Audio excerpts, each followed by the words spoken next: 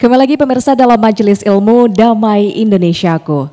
Tadi Ustazah Nada telah menjelaskan kepada kita semua mengenai bentuk-bentuk syirik yang terjadi di masa kini. Selanjutnya guru kita yakni Kiai Haji Asroruniam akan menjelaskan kepada kita mengenai bagaimana nih cara kita bisa membentengi diri supaya terhindar dari sifat maupun perbuatan syirik. Silahkan Kiai.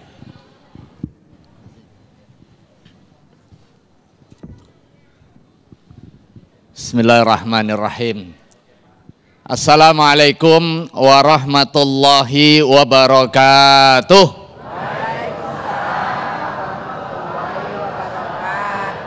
Bismillahirrahmanirrahim. Alhamdulillahi rabbil alamin. Ar-Rahmanirrahim maliki yaumiddin. Wassalatu wassalamu ala asyrafil anbiya'i wal mursalin wa ala alihi wa ashabi ajma'in. Rabbi syrah li sadri wa yassir li amri wahlul 'uqdatam min lisani yafqahu qawli wa ba'du.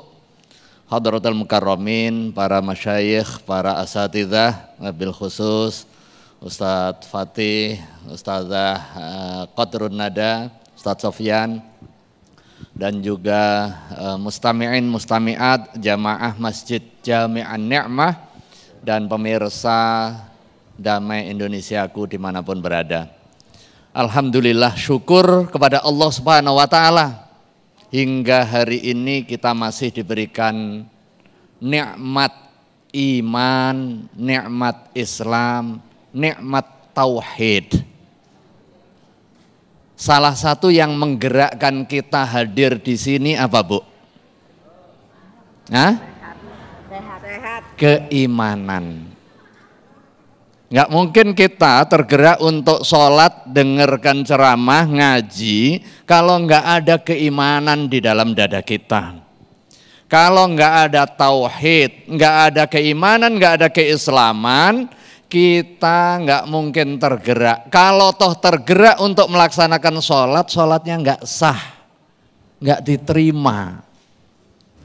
Artinya ada kekuatan besar di luar hal yang bersifat material yang mampu menggerakkan kita secara fisik untuk hadir dari rumah ke sini.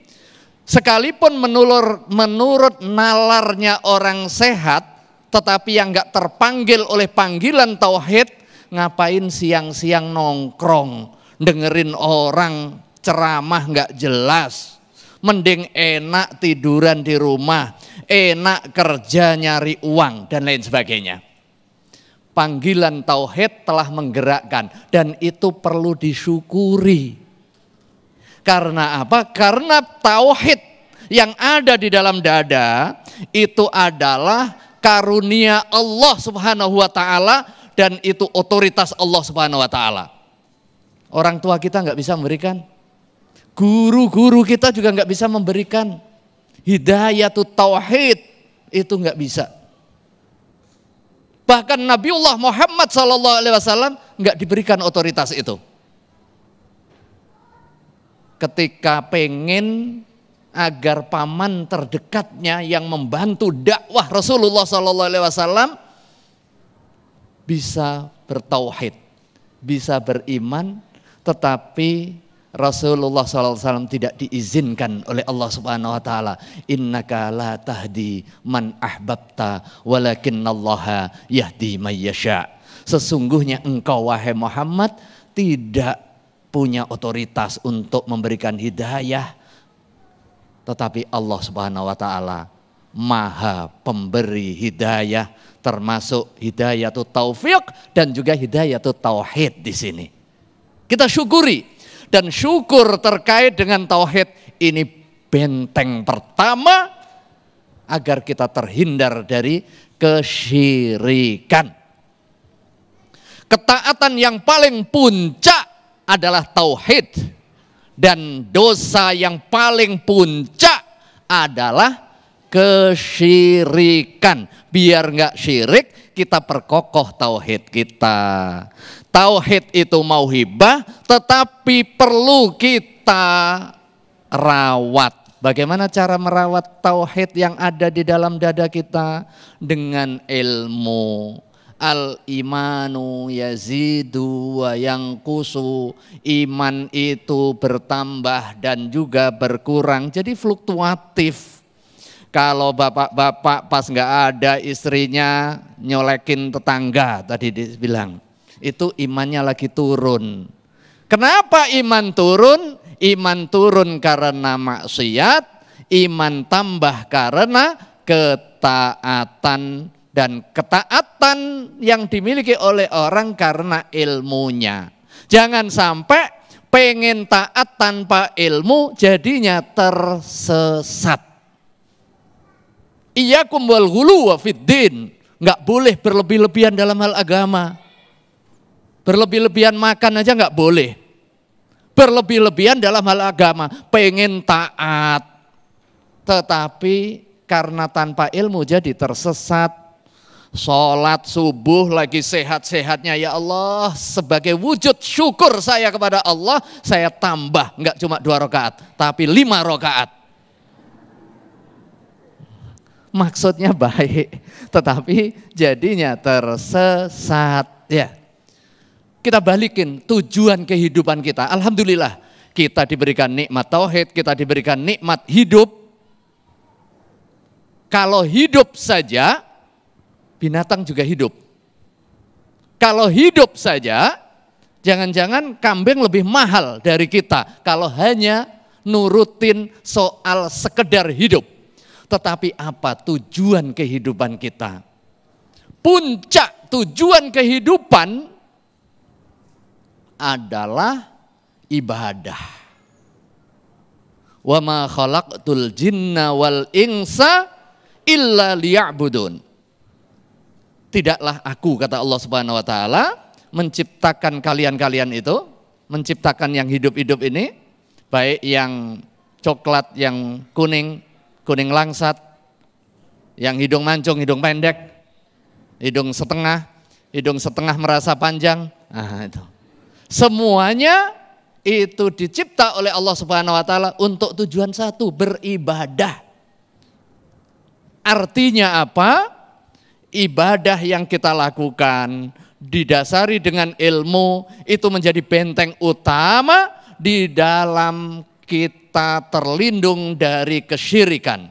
Dan ini rahasianya kenapa baginda Rasulullah SAW dalam dakwahnya dibagi 2 fase. Fase yang pertama fase Makki, fase yang kedua adalah fase Madani. Dakwah di Mekah lebih panjang tetapi hasilnya lebih sedikit.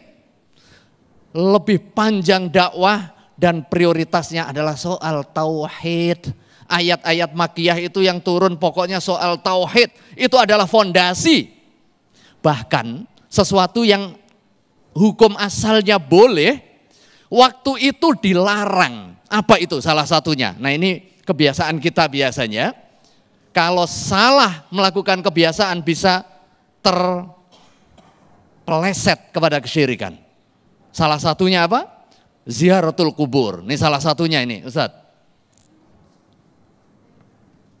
Di awal Islam, karena konsentrasinya adalah fondasi keagamaan yaitu tauhid, membebaskan orang dari perbudakan menuju kepada perbudakan tunggal kepada Allah Subhanahu wa taala. Melihat fenomena ini banyak orang datang ke kuburan minta-minta nih. Akhirnya nggak boleh ke kuburan. Kuntu nahaitukum an ziyaratil kuburi ala fazuruha. Dulu saya melarang kalian ziaratul kubur karena imannya masih lemah. Jangan sampai ziarah kubur minta-minta. Yang benar ziarah kubur itu mendoakan. Ala fazuruha, setelah kokoh keimanan, nggak ada kekhawatiran kesyirikan. Ala fazuruha, ziarahlah kalian.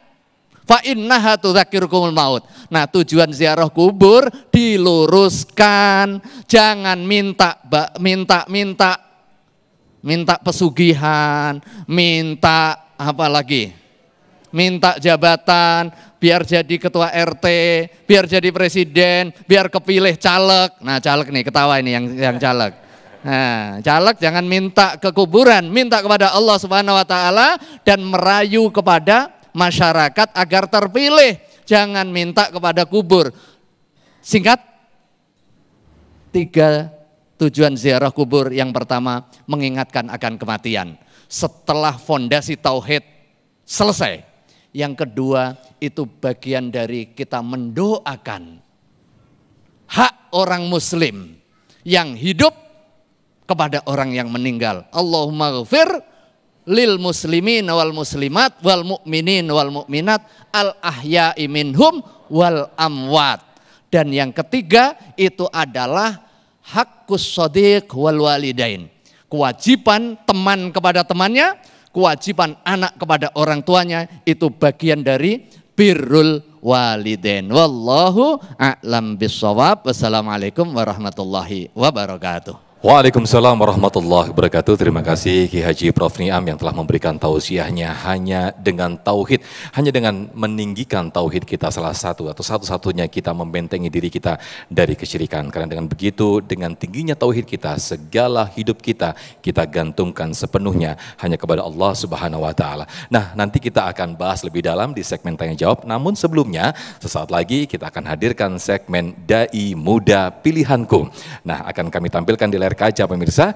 Inilah santri-santri atau 3 santri yang akan siap memberikan unjuk kebolehannya dalam bertausiah yang nanti insya Allah akan dinilai dan dikomentari oleh guru-guru kita. Sesaat lagi tetaplah di Damai Indonesiaku.